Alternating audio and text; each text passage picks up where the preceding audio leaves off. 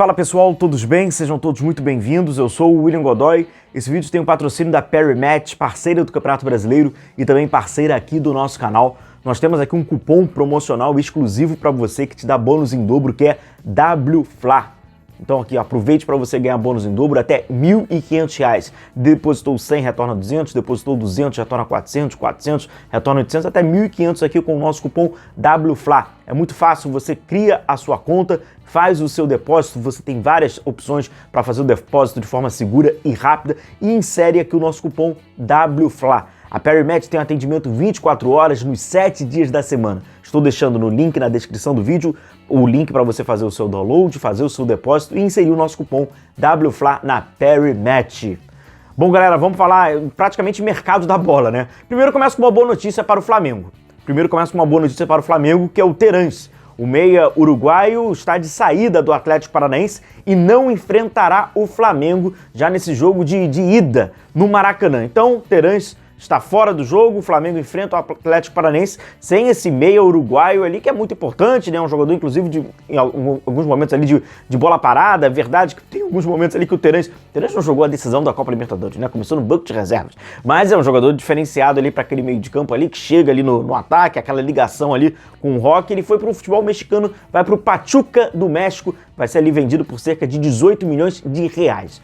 Bom, galera, a gente vai falar sobre o Matheus França, vamos falar sobre o Pedro, vamos falar sobre esse mercado, falar sobre essa janela.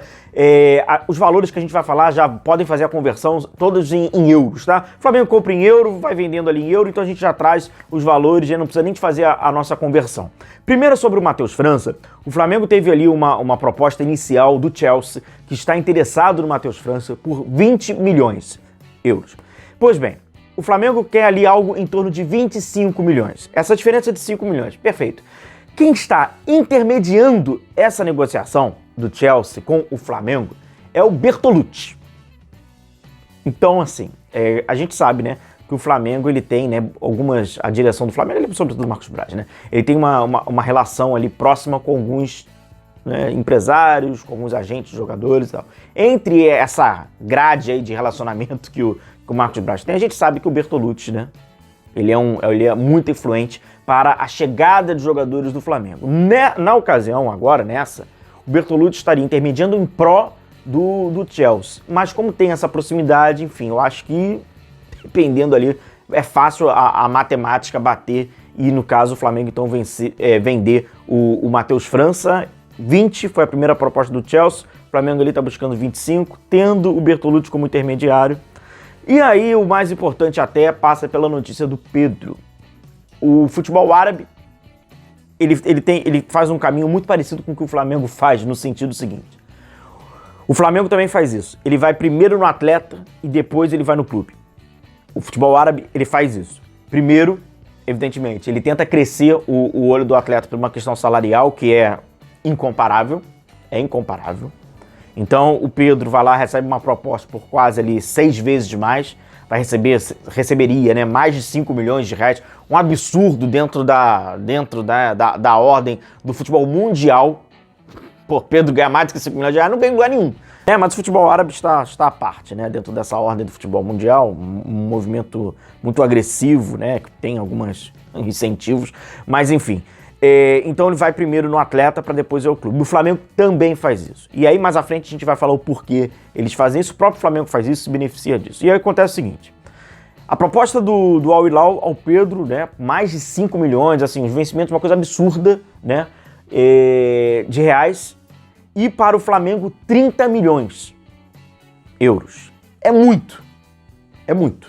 Se a gente faz a conversão, a gente está falando de 156 milhões. E aí, a gente está falando de um atleta de 26 anos, não é um atleta tão novinho. É engraçado que a gente ainda se refere ao Pedro como novinho, né? Porque a gente tem aquela referência. É um valor que, assim, né? É impossível você não ficar abismado, não te atrair. Agora, o Pedro, a princípio, né? O Pedro havia recusado por um suposto interesse, né, na carreira de buscar, então, novos mercados. Qual o novo mercado? O Pedro, nitidamente, né, ele acaba vislumbrando uma oferta do futebol europeu, né, e que ali ele possa ter uma sequência ali de carreira, ele que já tem 26 anos, já não é mais tão garoto assim, não dá para ser tão experimentado, bate, volta, ele já bateu, já voltou, ele sabe que essa seria quiçá, em aspas, né, a última oportunidade. Não viria de um time da primeira prateleira, mas quem sabe ele vai brigando ali, vai sonhando com uma segunda e tal. As consultas que o Flamengo teve pelo Pedro foi do Brentford e do Nottingham Forest, mesmo clube do Scarpa. Dificilmente o Brentford ou o Nottingham Forest ou qualquer outro clube da Premier League ou dessa que esteja ali na primeira divisão, não necessariamente no primeiro pelotão, mas na primeira divisão do futebol inglês ou de outras praças, dificilmente eles chegariam com uma proposta igual ao que o Al Hilal inicialmente chegou.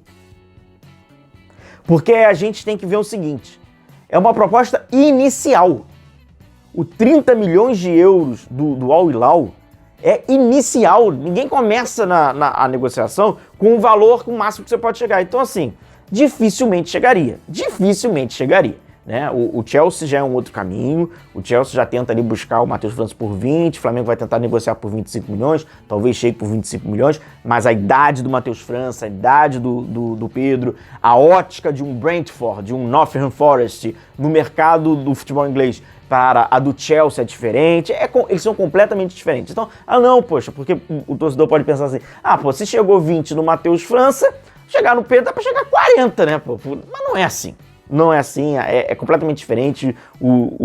A aposta, ela parte muito para uma questão de idade, a diferença são de 8 anos.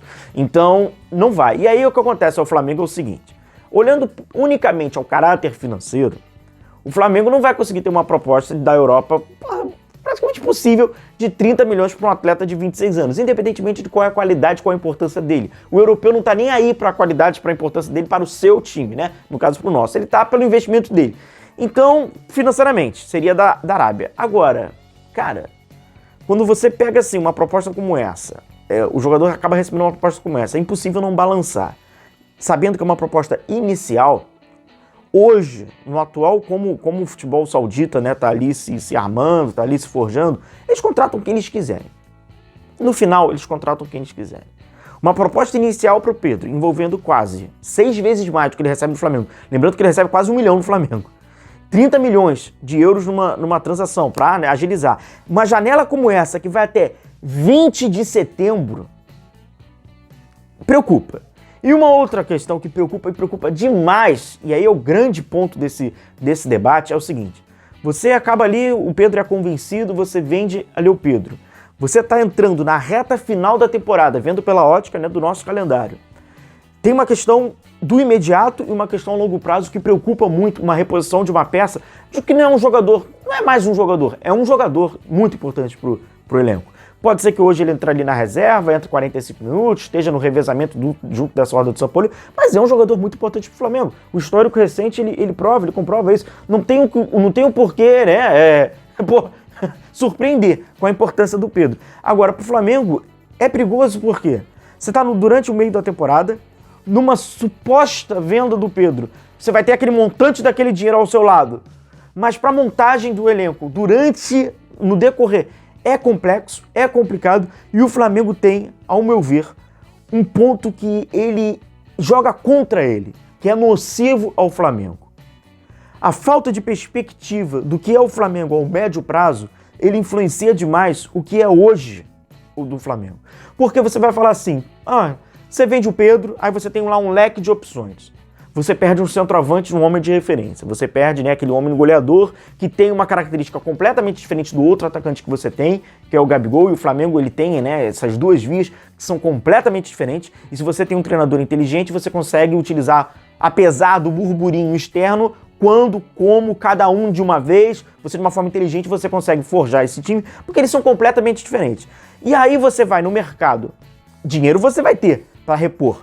Você vai ter no mercado, mas só que aí que está, durante a temporada, um jogador que ainda precisa, no meio da temporada, um jogador que precisa se adaptar aos companheiros, que tem que criar aquelas relações, como o próprio Sampaoli fala, socioafetivas. Isso pode demorar. A demanda de tempo pode ser maior do que a necessidade de cravar o resultado já no domingo, quarta, estando à frente que o Flamengo, né, vai buscando ali, vai disputando os títulos.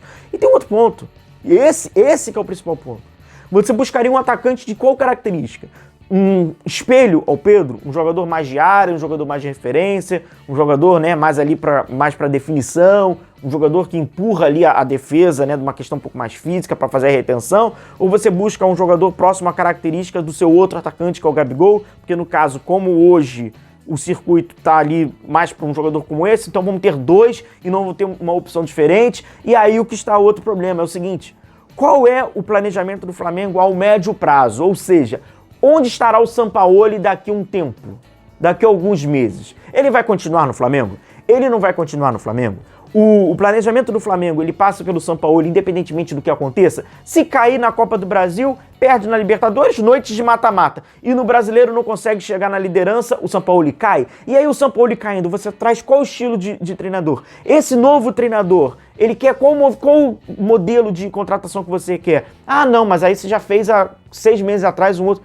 Então, assim, essa é a pior parte do Flamengo. Essa indefinição do Flamengo e esse flerte que o Flamengo tem pelo resultado, que não é controlado o resultado final, é controlada a sua competitividade, mas não o resultado, ela implica diretamente até num momento como esse, que é um momento crítico, que é um momento que o Flamengo tem que pensar, que é um momento que o Flamengo tem que se planejar, que é um momento que o Flamengo, se perder uma peça muito importante como ele, você tem que tentar buscar similaridade ou uma outra característica, mas isso influencia diretamente em qual é o seu jogo. E essa é a pergunta que tem que ser sempre feita e sempre insistida. Qual é o jogo do Flamengo? Que jogo o Flamengo quer? O Flamengo quer ganhar, isso é inegável. Como o Flamengo quer ganhar? Em momentos como esse, em contratações como essa, ou até numa peça de reposição, essa resposta tem que estar na ponta da língua. Um forte abraço a todos vocês, continue se cuidando, a gente vai se vendo por aqui, um grande abraço a todos e tchau, tchau.